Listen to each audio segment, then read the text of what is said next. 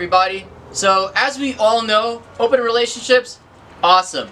But open differentials suck. They suck at the track, they suck at the canyons, man, they even suck in your driveway. So today we're gonna drop the differential and we're gonna weld it. Real weldy boy.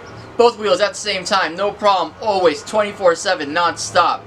And then I also picked up some bushings, some polys, and we picked up a diff brace from like a dude on OfferUp, and that's pretty cool because I found it for a pretty good price.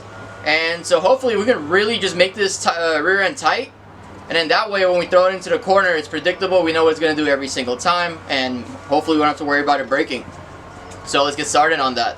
Alright guys, so it's time to drop the diff. Real quickly before we get started, I'm pretty sure these are all the tools you're going to need. Don't quote me on it, but you're going to need a 17mm wrench, 14mm, 12mm, a 17mm deep socket, and then of course a ratchet and an extension. No idea if this is long enough, but you get the idea.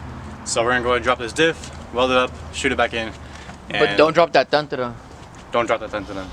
Thank you, Kim. Alright, let's get started. Okay, so once we're under the car, here's your differential. First thing I'm doing is I'm taking off the axles. They're 14mm bolt and nut. All I'm doing is I'm putting a 14mm closed end on the nut. I'm taking a slightly bigger wrench, so I'm using a 15mm, and I'm doing the old trick of overlapping / extending the wrench so I can have some more leverage, and then I'm just holding the back of the bolt itself with a 14mm wrench. Wrong side. 14mm wrench as well. So I'm holding the back with a 14. I have another 14 on the nut, and I'm using the 15 as an extension, and I'm holding the bolt tight as I break the nut loose, and it should get the job done. I think there's about 6 on each end. I'm not going to record myself doing it because it's a little frustrating and you guys might bust your knuckles, but just want to show you how to get them off, and I'll get back to you guys once they're all off. Good news though, we found 26 more cents to add into the budget. Look at that. Alright, so I took out all the axle bolts and nuts. I left 2 in on each side just to kind of keep it stable. Next step, I'm going to take out these sensors. There's 1 on each side. They're held in by a 12mm bolt. Come out pretty easy. And after that, we're going to tackle the drive shaft. I believe there are 17s on both sides. We'll get that out, and then we'll proceed to some of the final steps. Alright, so I just took off the drive shaft bolts and nuts. They actually came off surprisingly easily. I don't know if that's normal, but all I did was I put a 17mm wrench on the nut side, just cranked it loose with my hand, and came out. Make sure your car is in gear and the e-brake is on, so you can have the drive shaft not move. And then when you're ready to rotate the drive shaft to get the other bolts, just take it out of gear, take out the e-brake, twist it by hand, and then lock it back in place. And I don't know if I mentioned for the axles, but make sure your e-brake's on when you're loosening them so it's not spinning around freely. And then when you're trying to get to the next one, drop the e-brake, spin it. You can spin it at the wheel, just move the wheel around, and the flange will move itself. And then lock the e-brake again when it's time. Just a little tip, but yeah, we're almost done. Next is the rear diff mount, which is a 17mm deep socket. Just slide a socket in there and use a breaker bar. And then you have 2 more bolts for the diff mount. You have 1 right here, and then a matching 1 on the other side right there. I'm going to try to tackle it with a wobble extension and a impact wrench, and I'll see how that goes, and if it works well, then you'll see the next clip. If not, I'll tell you how I got it off. But I think that's the last of the bolts, and then there's, I think, like a diff vent tube on the top that you can disconnect, but I think that's it. And then we can drop it and open it up and weld it and put it back in. We have a jack supporting the differential. Now it's just a little tricky part of trying to guide it out. Just because you have like your sway bar, your exhaust, a lot of stuff in the way, but just keep playing with it and it'll come out. Alright, so this is the differential out of the car. It wasn't too bad. Took maybe, I'd say, under an hour. This is that last vent tube that I was telling you guys about when the diff is coming down. Make sure you just remove the tube so you don't yank it and break something. But that's pretty much what it was. There was a 17mm nut in the front, or the rear I guess. Two 17mm bolts in the back. Your axle bolts and nuts, drive shaft bolts and nuts. And a whole lot of stud muffin. Oh, and then your two sensors.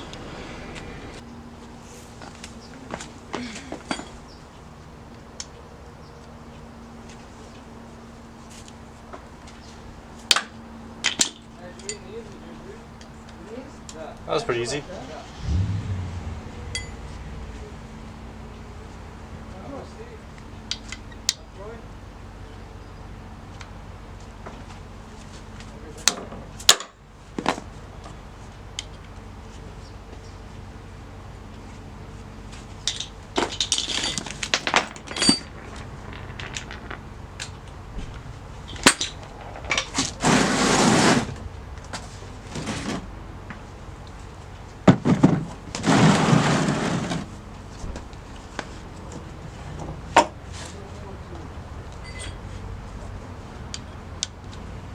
What up, dog?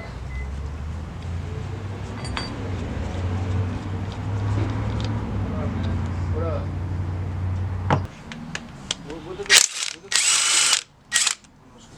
Yeah. Well, there you have it.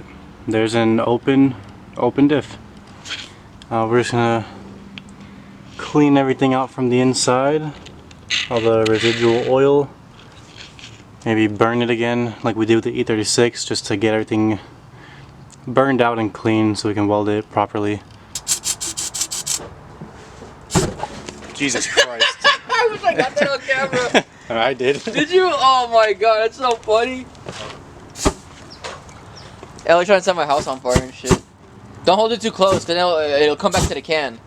I don't give a fuck, I want to die. We woke up Elias today. He's a little grumpy wumpy pants. He wants me to show you guys all the cool stuff we're doing. So,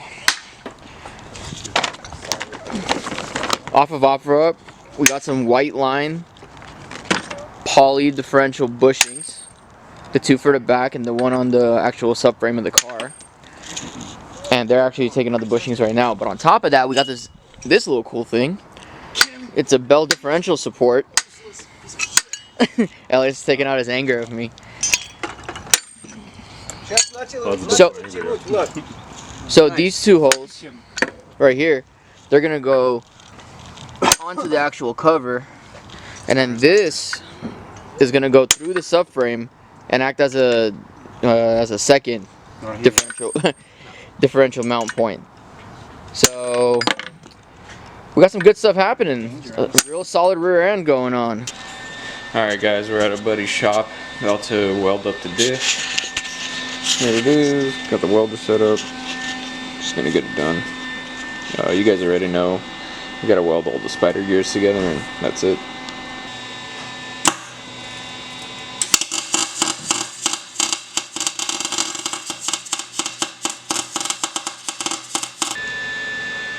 So that's all she wrote. The diff is all welded, got each corner, and then got the spider gears to the actual diff pumpkin casing, whatever you call it.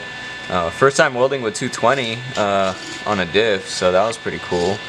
But so it's done on this side, and it's done on this side, and we found out that this is a exactly 3.5 gear ratio on the diff, so that should be pretty good.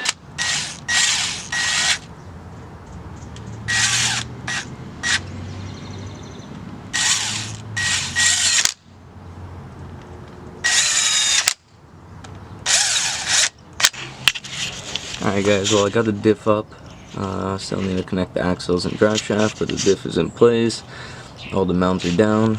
We're gonna go ahead and add our secondary diff mount from, I guess, Bell Racing. I don't know what this brand is, my brother some guy was selling it on OfferUp, so we swooped, but we're gonna go ahead and add this.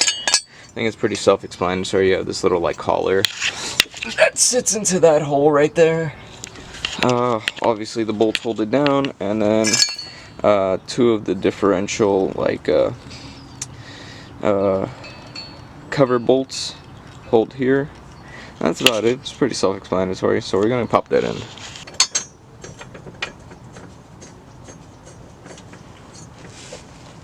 There we go. That's pretty much what it's gonna look like. Just gotta tighten the bolts up, and we're good to go. I hope you guys saw that and I wasn't completely in the way.